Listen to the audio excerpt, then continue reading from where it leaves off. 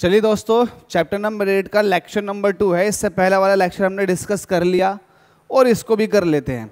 जल्दी से ख़त्म करते हैं। इसको भी इजी है, जैसे पिछला वाला लेक्चर इजी था उसी तरह से ये भी इजी है।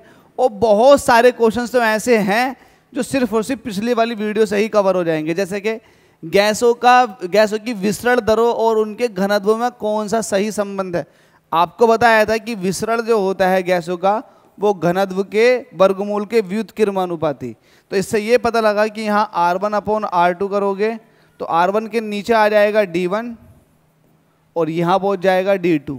मिला के लिखोगे तो ये हो जाएगा स्क्वायर रूट D2/D1। अब देख लो R1 के सामने D2 कहाँ है।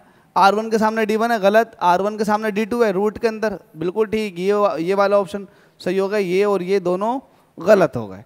तो इस तरह से आप क्वेश्चन लगा लेंगे। टफ नहीं है, ईजी है, चीज़ें समझ में भी आ रही हैं आपको। वायु से हल्की गैस है। अब ये कैसे पता चलेगा कि कोई भी गैस वायु से हल्की है या भारी है? कैसे पता लगेगा आप बताएं, कैसे पता लगेगा कि कोई भी गैस वायु से हल्की है या भारी है? थियोरेटिकली। प्रैक्टिकली तो ये होगा कि आप उस गैस को भर लो किसी बलून वगैरह के अंदर और आप छोड़ कर देख लो।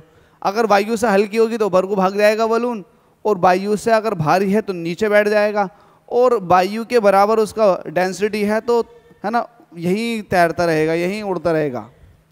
एक तरीका तो ये है। लेकिन थियोरेटिकली कैसे कवर करोगे?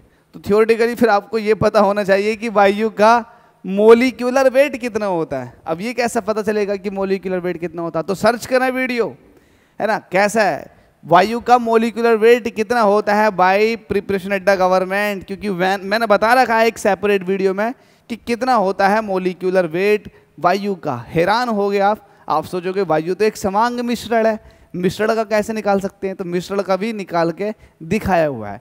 एक्चुअल में होता क्या है, वायु के अंदर जो भी मेन कंपोनेंट्स हैं उनको ले लिया जाता है। जैसे कि नाइट्रोजन कितने परसेंट है? ये है 78%, तो इसका 0.78 ले लेंगे।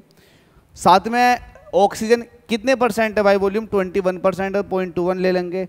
उसी तरह से CO2 का थोड़ा बहुत ट्रेसेस, आर्गन के थोड़े बहुत ट्रेसेस लेकर के जब कैलकुलेट किया कि मोलिकुलर वेट कितना निकल कर आएगा एयर का गाइस, एयर का, तो ये लगभग 29 पॉइंट समथिंग था अप्रोक्सीमेटली। ठीक है, ये इसके मोलिकुलर वेट की बात कर रहा हूँ। एक तरह से एक बड़ा मोलिक्यूल ले लिया आपने एयर का, उसका निकल कर आया है कितना? 29.6। अब आप कंपेयर कर लो इससे, इसके मोलिकुलर वेट से जिसका भी मोलिकुलर वेट ज़्यादा होगा वो भारी और जिसका कम होगा वो हल्की। देखते हैं ऑक्सीजन का मोलिकुलर फॉर्मूला होता है O2। जब इसके मोलिकुलर वेट की बात करोगे तो एक ऑक्सीजन का होता है 16 और 2 ऑक्सीजन लोगे तो 16 + 16 मतलब 32। अब ये U लिख दो यूनिट में, इसका 32 यूनिट। ठीक है, तो इसका मतलब 32 यूनिट, ये तो भारी हो गई, तो ये तो गलत हो गया। इसके बाद क्लोरीन का चेक करते हैं। क्लोरीन Cl2 होती है। अब Cl2 की बात करोगे तो भाई एक Cl का जो होता है वो होता है 35.5। तो भाई 2 का कितना हो जाएगा? तो 2 का हो जाएगा अप्रोक्सीमेटली 71 U। तो ये भी बहुत ज़्यादा भारी, तो ये भी नहीं हो सकता। प्रोपेन की बात करोगे तो बताओ मैथ, एथ, प्रोप, ब्यूट, तो प्रोपेन C3H7, तो इसका भी बहुत आ जाएगा क्योंकि कार्बन का 1 का 12 होता है। 12 × 36 तो ये हो गया, और 7 ही हो गया। 36 और 7 कितने हो गए भाई? 7 × 6 = 13, 43 U। तो ये ज़्यादा हो गया। तो इसका मतलब ऑब्वियसली पता लग रहा है आंसर किसकी तरफ जा रहा है? अमोनिया की तरफ को। लेकिन इसका भी कैलकुलेट करो, तसल्ली तभी मिलनी चाहिए आपको। Ammonia NH3। नाइट्रोजन का कितना होता है? एक एटम का 14 होता है। हाइड्रोजन के एक एटम का कितना होता है? 1 होता है, लेकिन 3 है तो 3 हो जाएगा, तो ये हो गया 17। तो 17 कम आ रहा है, 29.6 है, इसने 17 के 17 वाला मतलब अमोनिया आंसर हो जाएगा। तो ये बात अच्छी लगी ना आपको? आप बिल्कुल दिल से बताना भाई, ये वाली बात आपने पहली बार सीखी होगी, ये जो मैंने यहाँ पर दिखा रखी है। अगले क्वेश्चन की बात करते हैं। वास्तविक गैस, वास्तविक का मतलब क्या होता है? रियल गैस जो है किन परिस्थितियों में आदर्श गैस सा व्यवहार करती है? आदर्श गैस समझते हो ना? आइडियल गैस की तरह कब व्यवहार करेगी, कब उसका बिहेवियर आदर्श गैस का है ना, आदर्श गैस जैसा बन जाएगा आइडियल गैस का। तो एक सिंपल सा है, आप कह दो LPST पर, LP मतलब लो प्रेशर हाई टेम्परेचर। अगर आपके पास जो गैस है उस गैस का आपने प्रेशर बहुत कम कर दिया और टेम्परेचर हाई कर दिया, तो वो रियल गैस अब एक आदर्श गैस की तरह बिहेव करेगी, आइडियल गैस की तरह। ठीक, तो इसको बोलेंगे निम्न दाब और उच्च ताप। तो निम्न दाब उच्च ताप। आप कहोगे यार आपने तो लॉजिक समझाया नहीं, आपने तो रटा दिया, आपने रटा दिया, भले ही आपने LPST से रटा दिया लेकिन रटा दिया। तो लॉजिक क्या है इसके पीछे का? तो लॉजिक बताता हूँ। एक्चुअल में जो रियल गैस होती है ना, रियल गैस, और एक तरफ लिख देता हूँ आइडियल गैस भी लिख देता हूँ यहीं, आइडियल गैस। एक मेन डिफरेंस होता है इन दोनों के बीच में। रियल गैस के जो मॉलिक्यूल्स होते हैं ना, वो एक दूसरे पर फोर्स लगाते हैं। तो जो मॉलिक्यूल्स होंगे वो एक दूसरे पर फोर्स लगाएंगे, यहाँ पर बल लगता है। लेकिन जो आइडियल गैस होती है ना, उनके बीच में जो मॉलिक्यूल्स होते हैं कोई बल नहीं लगाते। ये हम मान के चलते हैं। एक्चुअल में आइडियल तो यहाँ कुछ है ही नहीं, लेकिन फिर भी हम मान के चल रहे हैं, एक थियोरेटिकल व्यू है, दो मॉलिक्यूल के बीच में कोई बल नहीं लगेगा। अब एक बात बताओ, आप इन दोनों मॉलिक्यूल के बीच में कैसे बल को खत्म कर सकते हो? ये बताओ, कैसे इन दोनों के बल को खत्म कर सकते हो? या तो आप इनका तापमान बढ़ा दो, जैसे टेम्परेचर बढ़ाना शुरू करोगे तो ये दूर दूर भागना शुरू कर देंगे, जब दूर भागेंगे तो इनके बीच का बल खत्म हो जाएगा। या फिर दूसरा केस ये है कि प्रेशर बहुत ही ज़्यादा कम कर दो, जब प्रेशर कम कर दोगे तो ये ऑटोमेटिकली दूर जाना शुरू कर देंगे। तो इसका मतलब दोनों कंडीशनों को मिलाकर आप कहते हो low pressure and high temperature. निम्न दाब एवं उच्च ताप पर कोई भी गैस आदर्श गैस की तरह बिहेव करती है। अब नहीं कहोगे कि सर आपने हमें रटा दिया, अब यही कहोगे कि वाह मज़ा आ गया। चलो अगले क्वेश्चन। किसी कमरे के एक कोने में इत्र की खुली शीशी रख देने से उसकी खुशबू कमरे में सभी भाग में फैल जाती है, ऐसा किस कारण होता है? विसरण। क्योंकि इससे पिछले वाले लेक्चर में मैंने बताया था कि विसरण की वजह से होता है, और जो गैस जितनी ज़्यादा हल्की होती है वो उतनी ही तेज़ी से विसरित होती है, उसका रेट ऑफ डिफ्यूज़न उतना ही ज़्यादा होता है।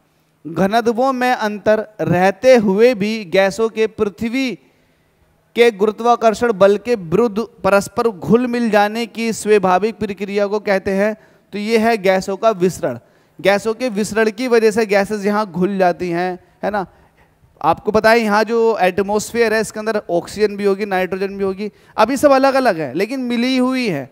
अलग अलग का मतलब ये है कि ये एक दूसरे से रिएक्शन नहीं कर रही, लेकिन फिर भी मिली हुई है। ठीक है, ये वाली बात ध्यान रखना। विसरण तभी संभव है जब गैसें आपस में कोई भी रिएक्शन ना करें, क्योंकि अगर रिएक्शन कर लेंगे तो प्रोडक्ट बन जाएगा, और वो नहीं बनने देना। ठीक है भाई, ये वाली बात ध्यान रखिएगा। अगला क्वेश्चन। एक गैस का वाष्प घनत्व 14 है, 14, उसका अणुभार कितना होगा? तो एक रिलेशन है, एक छोटा सा फॉर्मूला है। क्या? अणुभार जो होता है, अणुभार ये 2 गुना होता है वाष्प घनत्व का।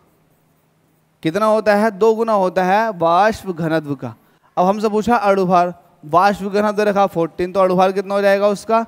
28। तो जहां भी 28 है वहां लगा दो। ध्यान रहे अणुभार जो होता है वो डबल होता है वाष्प घनत्व का। अगला क्वेश्चन में आपसे क्या कह रहा है?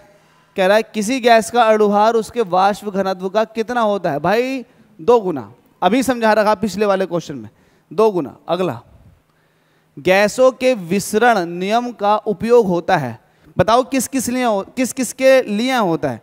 पहली बात, समस्थानिकों के लिए होगा। बिल्कुल समस्थानिकों के लिए होगा। क्यों होगा? क्योंकि समस्थानिकों के जो वेट होते हैं ना वो अलग अलग होते हैं, तो इसका मतलब उनका जो रेट ऑफ डिफ्यूजन है वो अलग अलग निकल कर आएगा, क्योंकि उनके मॉलिक्यूलर वेट अलग अलग निकल कर आएंगे। तो समस्थानिकों को अलग करने में बिल्कुल उपयोग होगा, बिल्कुल होगा। गैसों के वाष्प घनत्व के निर्धारण में, यस, वाष्प घनत्व के निर्धारण में भी इसका उपयोग होगा। मतलब ये वाली बात भी ठीक है। तो जब 2 ऑप्शन ठीक हो जाएं तो हमेशा निम्न में से सभी पर चले जाना, हमेशा निम्न में से सभी पर चले जाना, क्योंकि 2 ऑप्शन ठीक है तो आप, है ना, जितने भी ऑल ऑफ द अबव है उन पे चले जाना। हालांकि तीसरे को चेक कर लेते, गैसों के मिश्रण को अलग अलग करने में। बिल्कुल सही बात है, अगर गैसों का मिश्रण है तो विसरण के थ्रू, विसरण है ना, डिफ्यूजन के थ्रू आप उनको अलग अलग कर सकते हैं। आपको पता है ना, उसमें कुछ गैस ऐसी होंगी जो एकदम से डिफ्यूज होंगी और कुछ जो है वो धीरे धीरे होंगी, तो आप अलग कर सकते हो उसके मिक्सचर को। सेकेंड लास्ट क्वेश्चन है, CO2 के CO2 कार्बन डाइऑक्साइड है। देख लो ध्यान से कि विसरण की गति हवा की अपेक्षा कम होती है, क्योंकि अब देखो सीधी सी बात है, दिमाग नहीं लगाना।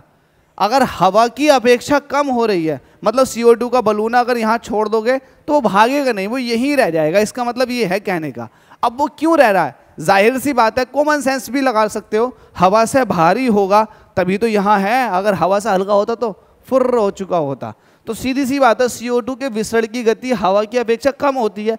कम इसीलिए ही होगी क्योंकि CO2 क्या होगी, भारी होगी। सिंपल सी बात है, CO2 क्या होगी, भारी होगी। और आपको पता है जो जितना भारी होता है उसका विसरण उतना ही कम होता है। लेकिन अगर कोई बच्चा जानना चाहेगा कैसे, तो मैं आपको बता चुका हूं कि आपके पास जो एयर है, हवा है, उसका आपको मोलिकुलर वेट मैंने अप्रोक्सीमेटली बताया था 29.6 समथिंग होता है, ठीक है। अब अगर CO2 की बात करोगे तो CO2 का जो मोलिकुलर वेट होता है भाई, ये निकालना सिखाया मैंने, 44 होता है।